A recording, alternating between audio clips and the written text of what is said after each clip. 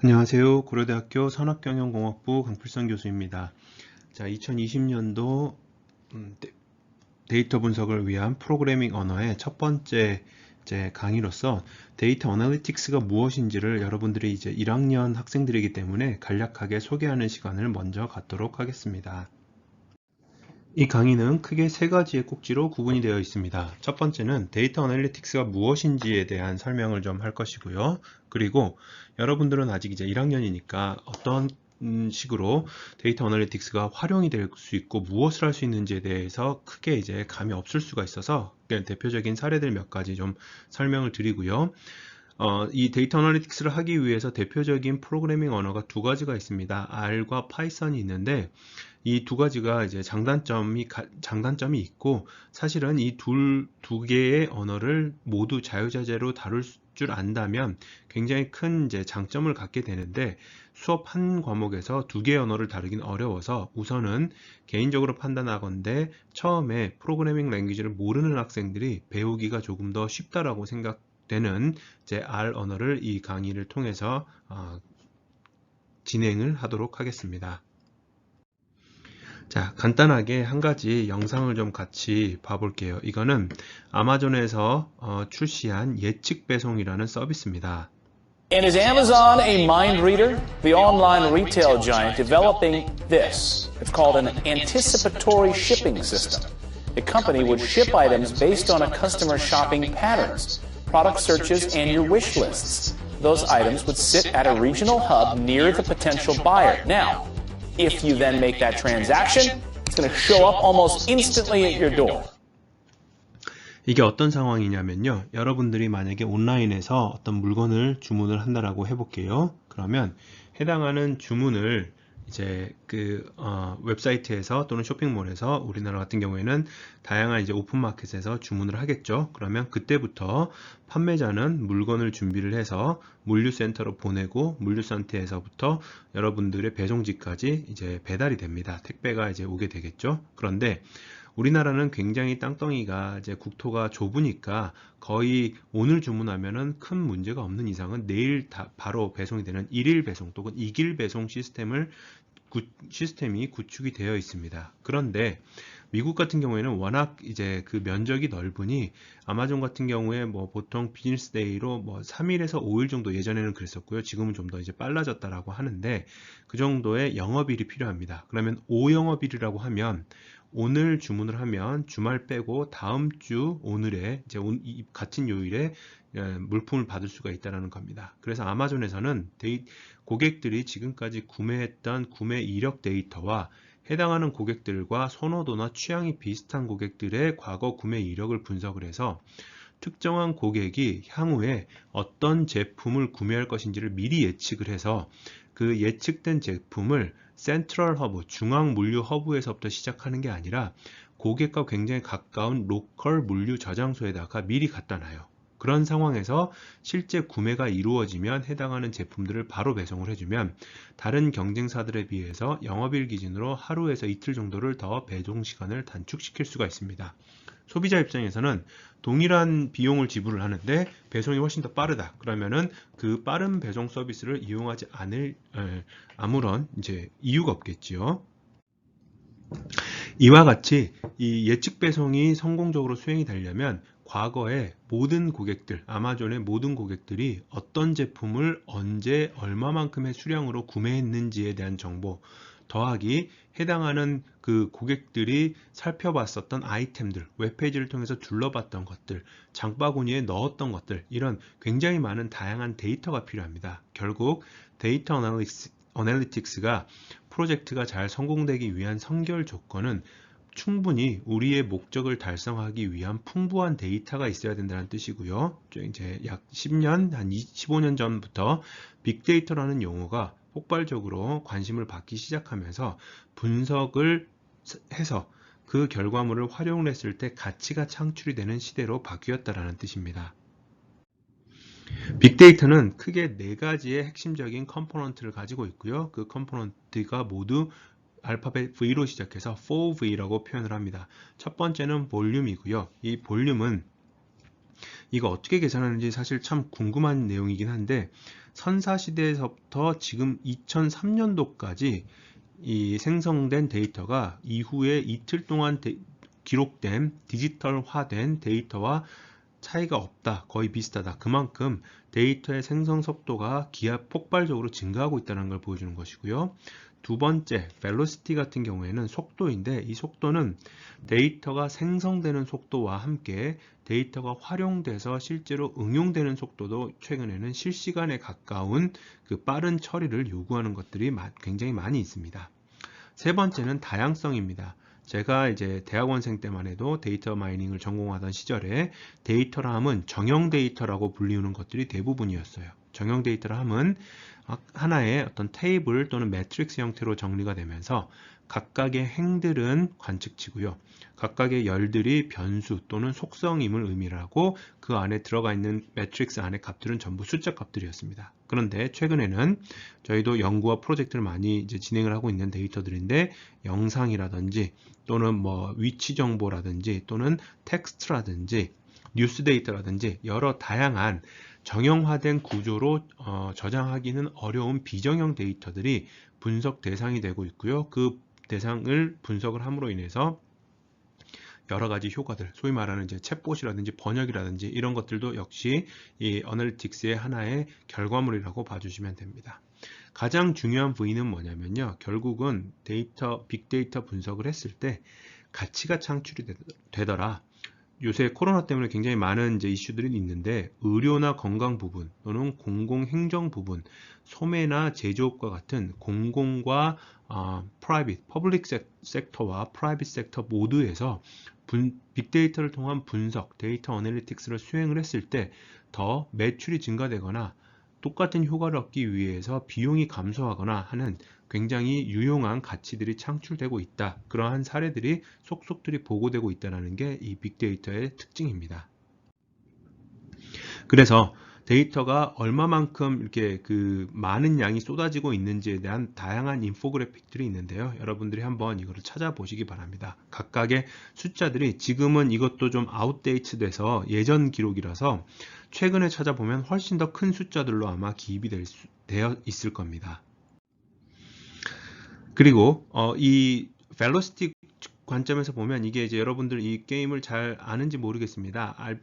스타크래프트 2이고요. 알파스타라는 프로그램을 통해서 구글의 딥마인드가 인간 프로게이머를 이겼던 게임인데, 결국은 데이터가 생성되는 이러한 여러 게임 환경에서 생성되는 그 데이터들을 바탕으로 실시간으로 분석을 해서 컨트롤을 해야 되는, 그래서 액션까지 취해서 상대방을 이겨야 되는 이런 상황에서도 굉장히 빠른 속도로 타임렉 없이 분석과 그 다음에 응용까지를 적용을 함으로 인해서 프로게이머를 이길 만큼의 어떤 역량을 갖춘 인공지능 게이머가 이제 나온 것이죠. 세 번째, 버라이어티 같은 경우는 아까 말씀드렸듯이 여러 가지 최근에는 영상이라든지 또는 텍스트 데이터도 분석의 대상이 되고 있다. 마지막으로 가치가 창출이 되는 것은 빅데이터 분석을 통해서 비효율적인 의료의 비용 집행을 이제 방지한다든지, 또는 공공기관에서의 행정력의 낭비를 줄인다든지, 또는 제조업 데이터나 또는 소매업 데이터에서 생산성 향상과 매출 증대를 데이터 분석을 통해서 이루어냈다. 그래서 데이터를 분석하는 것이 굉장히 가치 있는 일이 되었다라는 것을 다시 한번 보여주는 그림입니다.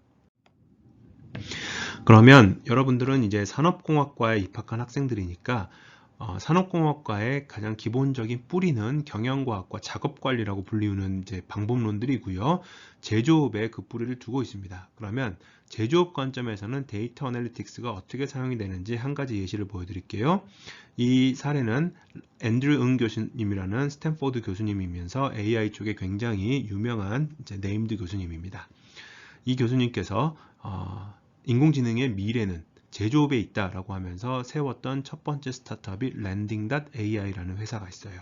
이 회사는 무엇을 제공을 하느냐? 아래의 그림에서 보시면 예전에는 이 제품의 양품 분량 판정을 이런 이제 이미지들이 이렇게 주어졌을 때, 기판들이 이제 만들어졌을 때 해당하는 기판을 사람이 직접 육안으로 검사를 한 뒤에 그 육안 검사 결과가 문제가 없으면 통과가 되는 것이고요. 그렇지 않을 경우에는 이제 재작업을 하거나 폐기를 하는 그런 과정을 수행을 했습니다. 전체 이 제품에 대해서 사람이 직접 수기로 육안 검사를 하게 되면 시간이 굉장히 많이 걸리겠죠. 이 과정을 인공지능 데이터 분석을 통해서 바꿨습니다.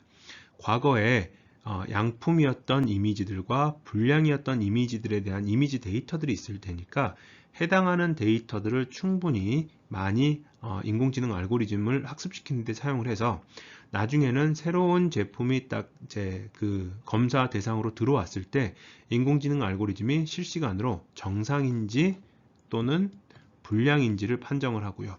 불량일 경우에는 어느 영역 때문에 불량으로 판단했는지에 대한 영역도 추론을 해주는 이러한 이제 알고리즘을 개발을 했던 부분이고요. 이것도 역시 제조업에서의 데이터 어널리틱스의 하나의 사례라고 볼 수 있겠습니다. 자, 그래서 어널리틱스는 크게 보면 세 가지의 그 구조로 나뉩니다. 단계로 나뉘는데 첫 번째 디스크립티브 어널리틱스라는 것은 뭐냐면 현재 무슨 일이 과거에서부터 현재까지 일어났는지, 여기 조동사, 여러분들 영어 잘 하시니까 조동사를 보면 알 수 있을 겁니다. 무슨 일이 지금까지 일어났는가 라는 것을 이해하는 단계이고요. 본 수업을 포함해서 여러분들이 상공과에 이러한 과목들을 아래 이제 제가 제시한 과목들을 수강을 하게 되면 디스크립티브 어널리틱스에 대한 학습을 하게 되는 겁니다. 그래서 주로 1, 2학년 전공 과목들로 구성이 되어 있고요. 두 번째, 프레딕티브 어널리틱스라는 것은 무엇이냐면 무슨 일이 일어날 것인가를 예측하는 겁니다. 과거에서부터 지금까지 현상으로 미루어 봤을 때 미래에는 무슨 일이 일어날 것인가 라는 걸 추론하는 것이고 3학년과 4학년에 해당하는 전공 과목들을 통해서 해당하는 기법들을 배우게 될 겁니다. 그리고 마지막으로 프리스크립티브, 예방적, 예지적 어널리틱스는 무슨 일이 일어나도록 만들어야 될 것인가. could와 should의 뜻은 다르죠. should는 어떤 당위성을 의미를 하니까 현재까지의 상황으로 볼 때 무슨 일이 어떻게 일어나도록 만들어야 우리한테 가장 큰 이득이 될 것인가, 여기에 대해서 최적화라든지 이제 휴리스틱 기법들, 다양한 2학년부터 4학년에 걸쳐서 있는 전공 과목들 중에 5월 경영과학과 관련된 과목들이 여기에 밀접한 연관성이 있습니다. 본 수업은 이러한 방법론들을 실질적으로 구현하기 위해서는 어쨌든 프로그래밍 랭귀지를 통해서 여러분들이 직접 구현하는 것 자체가 필요한데 그 구현을 위한 기본 토대로서 R이라는 언어를 배우겠다는 뜻이고요. 그래서 강의를 통해서 3학년들이나 4학년들, 고학년들이 이 수업을 안 들었으면 좋겠다라고 얘기를 했던 거는 제가 여러분들 3, 4학년들을 뭐 싫어하거나 미워하는 게 아니라 이미 이러한 능력이 갖춰져 있었어야 됩니다. 그리고 과목을 못 들었다면 개인적으로 학습을 통해서 해당하는 그 역량을 고학년일 경우에는 이제 갖추고 있어야 되는 게 산업공학과 학생으로서 맞다라고 생각을 해서 이제 말렸던 것이고, 여러 가지 개인적인 사유에 의해서 어쩔 수 없이 들어야 하는, 수강해야 되는 학생들은 1학년 학생들에게 부끄럽지 않게 열심히 해주시기 바랍니다. 그래서 하버드 비즈니스 리뷰라는 굉장히 권위 있는 비즈니스 저널에서 2012년도니까 거의 한 8년 전이니까 좀 오래되긴 했죠. 10월 달에 이런 굉장히 도발적인 제목의 기사를 냈습니다. 21세기의 가장 섹시한 직업은 데이터 사이언티스트가 될 것이다. 이거 제가 의역한 게 아니고요. 그대로 원문 제목 그대로예요. 여기 보시는 것처럼 링크에 Data Science, the sexiest job of the 21st century 이렇게 되어 있죠. 이 부분을 보시는 것처럼 데이터 과학자에 대한 사회의 수요도 많고 이 데이터 과학자가 할 수 있는 여러 가지 일들이 도처에 이제 널려 있다. 그래서 할 일이 많고 좋은 직업이 될 것이다 라는 이제 전망입니다. 한번 관심 있는 학생들은 직접 원문을 전부 읽어 보시기 바랍니다. 자, 데이터 과학 관련해서 몇 가지 이제 태스크들을 좀 설명을 드릴 텐데요. 첫 번째, 데이터 마이닝이라는 거는 다량의 데이터를 통해서 어떤 의미 있는 패턴이나 규칙을 찾아내는 탐색적 데이터 분석을 의미를 합니다. 그래서 여러분들이 뭔가 저기 웹사이트에 쇼핑몰이나 오픈마켓을 들어가면 뭔가를 사고 싶어서 보고 있으면 그 밑에 항상 달려 있는 게 있어요. 이렇게 여기 같은 경우에는 아마존 같은 경우에는 이 아이템을 보고 보았던 페이지를 방문했던 고객이 보았던 다른 프로덕트들 하면서 이제 유혹하는 것이죠. 당신 이거 필요해? 그러면 이거 산 사람들이 지금 현재 보고 있는 것들도 눈여겨봤는데 당신도 혹시 필요하지 않아? 이런 식으로 이제 그 추가적인 구매를 유도하는 것입니다. 아무렇게나 유도하는 게 아니라 고객들이 웹페이지를 이동했던 클릭에 대한 스트림들, 동선, 그리고 실제 구매까지 이루어졌던 행위들, 이런 것들을 전부 데이터 마이닝 기법을 통해서 분석을 해서 추천으로서 이제 보여주는 겁니다. 반면에 머신러닝이라는 거는 크게 보면 세 가지의 그 컴포넌트들을 가지고 있는데요. 첫 번째는 태스크가 명확하게 정의가 되어 있어야 됩니다. 뭔가를 하겠다라는 목적이고요. 그 목적을 얼마나 잘 달성하는지에 대한 퍼포먼스 메저가 있어야 됩니다. 성능 평가 지표가 존재를 해야 되며, 마지막으로는 그 성능을 향상시키기 위한 경험, 이게 바로 우리가 말하는 데이터입니다. 데이터가 존재해야 됩니다. 그래서 좋은 데이터를, 사실은 여기 이제 하나가 축약되어 있다면 바로 좋은 데이터, 굿 데이터인데요. 좋은 데이터를 충분히 많이 제공을 해주면 해당하는 태스크를 잘 할 수 있도록 성능이 점점 더 향상되는 프로그램, 컴퓨터 프로그램, 이거를 머신러닝이라고 부릅니다. 그래서 여러분들은 이제 알파고를 알고 있을 텐데요. 알파고도 역시 머신러닝 알고리즘입니다. 태스크는 뭐냐? 바둑을 이겨라고요. 퍼포먼스는 어떻게 측정하느냐? 실제로 사람 또는 다른 기계 알고리즘과 바둑을 두어서 이겼으면 잘한 것이고요. 졌으면 못한 겁니다. 경험이라는 거는 과거 기보라고 생각을 할 수가 있겠죠. 그래서 여기서 한 가지를 보면, 이 영상을 보시면요.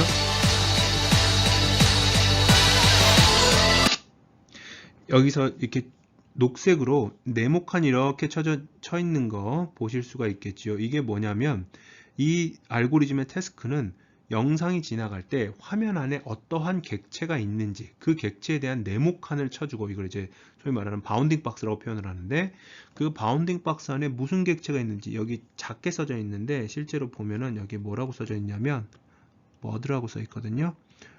새가 있다라는 것을 보여주는 겁니다. 이거를 실시간에 가깝게 보여주는 상황인 것이죠. 그래서 이런 것들이 바로 머신러닝 머신러닝의 결과물이라고 봐주시면 되겠습니다.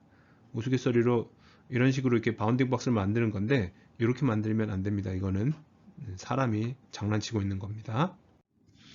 자, 그래서 예를 들어 자율주행 자동차 같은 경우에는 굉장히 많은 머신러닝 알고리즘이 들어갈 텐데, 왼쪽에 있는 부분들은 뭐냐면요, 도로와 도로가 아닌 부분을 이제 추정해 주는 것이고요. 오른쪽에 있는 부분 같은 경우에는 뭐냐면 이 해당하는 나의 앞에 어떤 객체들이 있는지, 파란색으로 표시된 거는 지금 자동차들을 의미를 하고요. 빨간색으로 표시된 건 표지판, 노란색으로 표시된 것들은 보행자들입니다. 밑에 있는 그림 같은 경우에는 차선 인식을 하고 있는 머신러닝과 자동차를 객체를 인식하는 알고리즘이 함께 있게 적용이 된 부분이라고 볼 수가 있겠지요.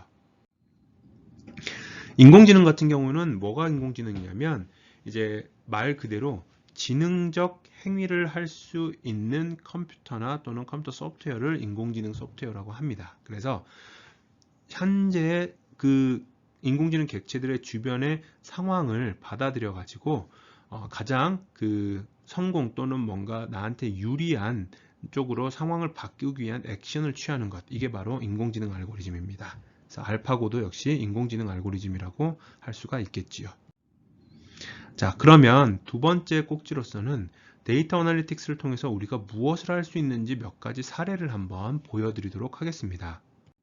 우선 우리는 제조업이니까 산업공학과니까 제조업 관점에서 봤을 때는 공정에 대한 모니터링과 컨트롤, 다시 말하면 공정관리, 품질관리를 수행을 할 수가 있겠습니다. 여기에서 보여드리는 그림은 저희가 직접 삼성전자라는 회사와 같이 프로젝트를 했던 사례 그림이고요. 공정 설비의 데이터를 입력 데이터로 해서 품질 결과물을 출력 데이터로 하는 둘 사이의 관계의식을 찾는 알고리즘을 개발한 적이 있습니다. 그러면 인풋 데이터는 각각의 설비에서 나타나는 센서 데이터가 되겠고요. 그 다음에 출력 데이터는 이 계측이라고 불리는 품질 정보입니다. 그 품질 정보를 추정하기 위해서 리그레션이라는 머신러닝 알고리즘과 노멀티 디텍션이라는 머신러닝 알고리즘을 이제 적용을 한 겁니다. 여러분들 지금 나오는 용어들이 뭔지 잘 모르겠다라고 해서 전혀 실망할 필요 없고요. 1학년 학생들이 지금 알아야 될 것도 아닙니다. 우선은 가장 기본적인 프로그래밍 언어 자체에 대해서 익숙해지고 자유자재로 다룰 수 있으면 2학년, 3학년, 4학년 올라가면서 필요한 지식들을 습득을 할 수 있게 될 겁니다. 그래서 결과물을 보면 파란색, 이제 검정색 네모가 실제 그 품질 지표 값인데 예측을 통해서 실계측을 하지 않더라도 파란색과 같은 정확한 예측을 하거나 또는 빨간색과 같은 잘못된 예측이 되었을 때 스스로 이 예측은 아마도 오차가 클 것이니 조심하세요 라고 알람을 울려줄 수도 있는 기능이 존재한다는 뜻입니다. 자, 두 번째는 여러분들은 이제 지금 스마트폰을 쓰면서 굉장히 다양한 인증 방식을 사용하고 있을 텐데요. 여전히 가장 전통적인 인증에 사용되는 이제 방식은 아이디하고 비밀번호입니다. 그러면 아이디하고 비밀번호 같은 경우에는 그 스트링이 만약에 탈취가 되면 나의 아이디와 나의 패스워드의 문자열이 제3자에게 이제 넘어가게 되면 여러분들인 것처럼 제3자가 로그인을 할 수가 있어요. 그걸 방지하기 위해서 사실 사람들은 똑같은 스트링이라고 할지라도 본인이 타이핑을 하는 패턴이 각자가 굉장히 유니크하게 드러납니다. 내가 똑같은 코리아 유니버시티라는 글자를 타이핑을 한다라고 쳤을 때 제가 타이핑하는 방식과 여러분들 수강생들 개개인이 타이핑하는 방식이 다를 수 있다는 뜻입니다. 그래서 어떤 키보드 같은 경우에 키를 이제 A라는 키를 만약에 이렇게 누른다라고 해볼게요. 그러면 A라는 키를 눌렀다가 일정 시간 동안 누르고 있다가 때는 요 각각의 시점들의 데이터를 다 수집을 해가지고 이상치 탐지 알고리즘을 통해서 예측 모형 또는 판별 모형을 만들어 보면 설사 아이디와 패스워드가 유출됐다라고 할지라도 해당하는 아이디 패스워드를 사용했던 주 사용자가 아닐 경우에는 그 알고리즘 자체가 본인이 아니라고 판정을 해서 로그인을 방지하게 되는 이런 것도 데이터 어널리틱스로 가능합니다. 이거는 저희 연구실 학생들과 매년 이제 찍는 단체 사진인데요. 이 중에서 네모칸을 보시면 이게 얼굴을 인식하는 거겠고요.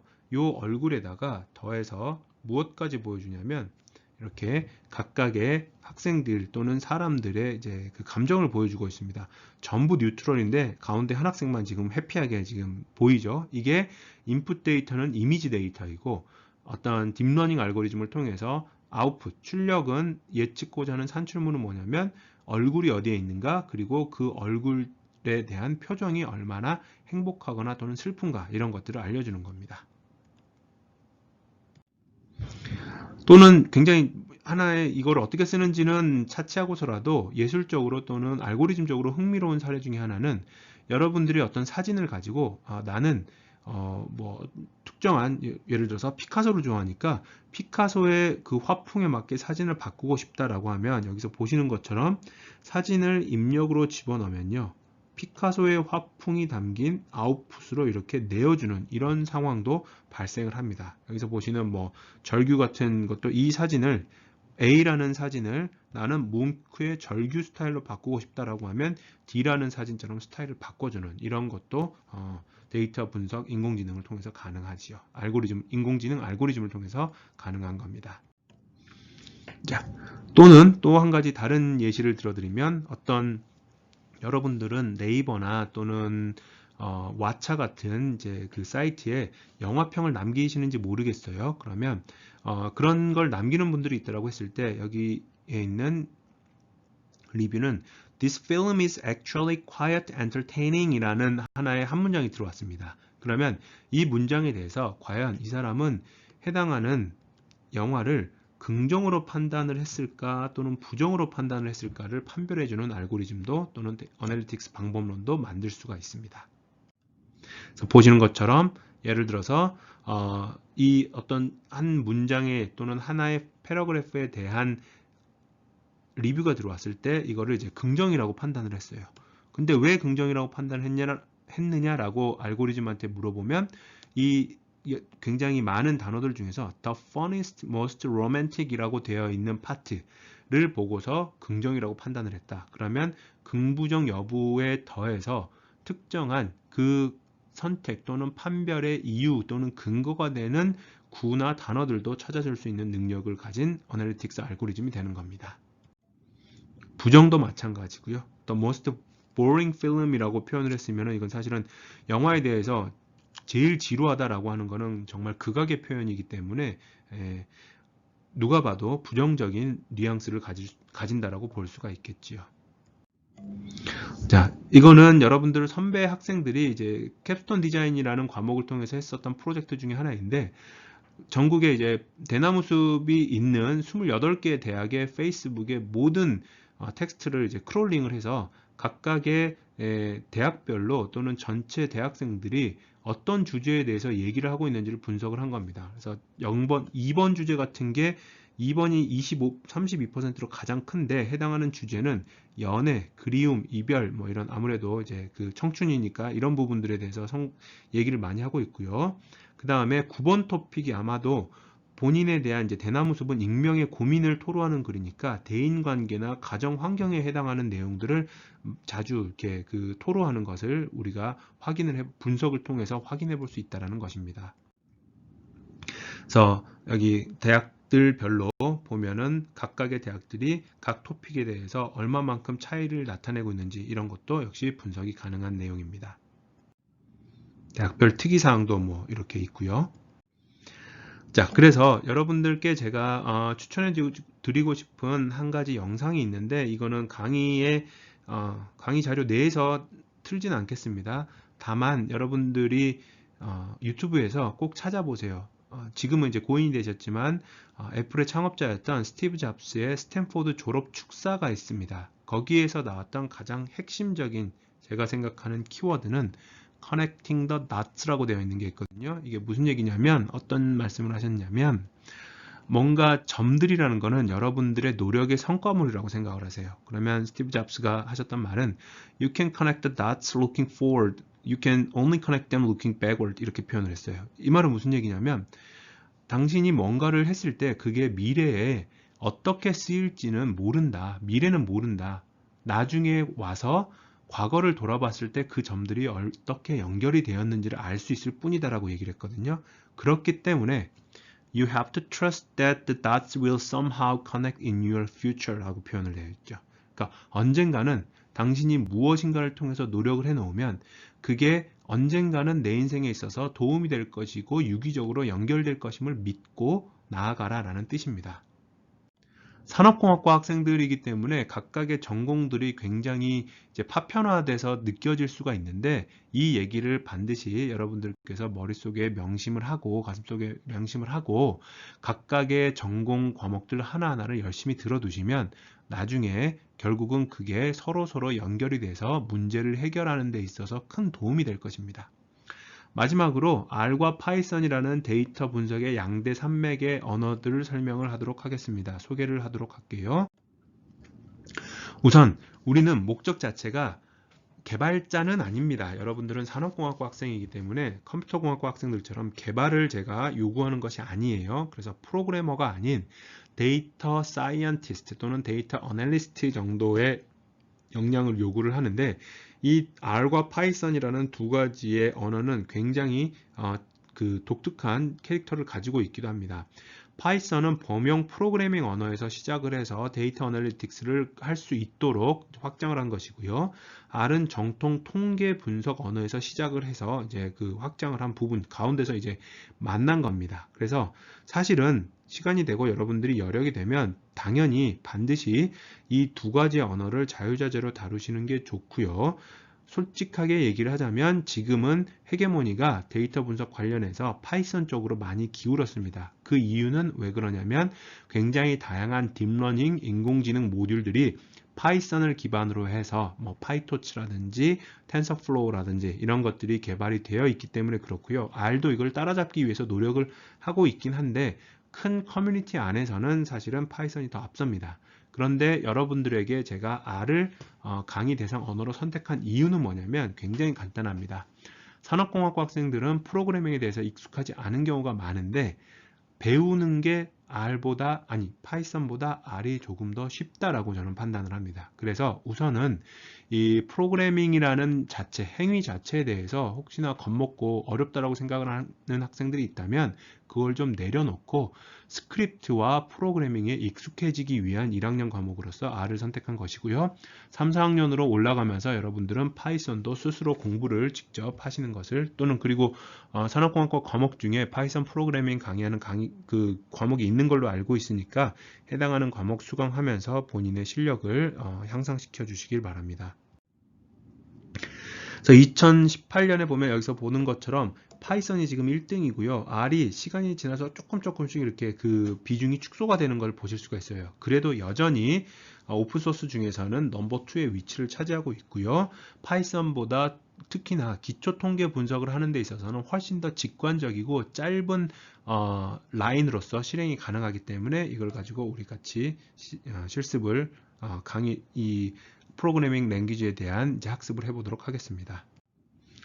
2016년도만 해도 R이 1등이었거든요. 여기 보면 R이 1등, 파이썬이 2등이었는데 점점 파이썬이 무섭게 치고 올라오더니 2018년도 이후에는 이제 뒤집혀 있습니다. 몇 가지 뭐 이런 예시들은 여러분들 강의 자료 보면서 한번 살펴봐 주시고요. R과 파이썬에 대한 차이점, 목적이 무엇이고 주 사용자가 누구고 얼마나 유연하냐, 학습 곡선, 저는 여기에 대해서 동의하지 않습니다. R이 difficult at the beginning 이라고 표현을 했는데 저는 여기에 동의하지 않고요. R이 더 쉬워요. 제가 생각하기에는. 그래서 R을 이 1학년 2학기 과목으로 선택을 한 겁니다. 나머지 장단점에 해당하는 부분, 비교에 해당하는 부분들은 한번 살펴봐 주세요. 자, 그리고 여기에 있는 이 인포그래픽이 이 링크를 달아두었는데 R과 파이썬에 대한 특징을 이렇게 비교를 해서 이렇게 굉장히 깁니다. 이거 중간에 잘라 놓은 거고요. 굉장히 긴 그 인포그래픽인데 한번 페이지 직접 방문하셔서 참고 삼아서 쭉 이렇게 훑어봐 주시면 좋겠습니다. 자, 여기까지 해서 이 데이터 분석을 위한 프로그래밍 언어의 첫 번째 강의를 마치도록 하겠습니다. 수고하셨습니다.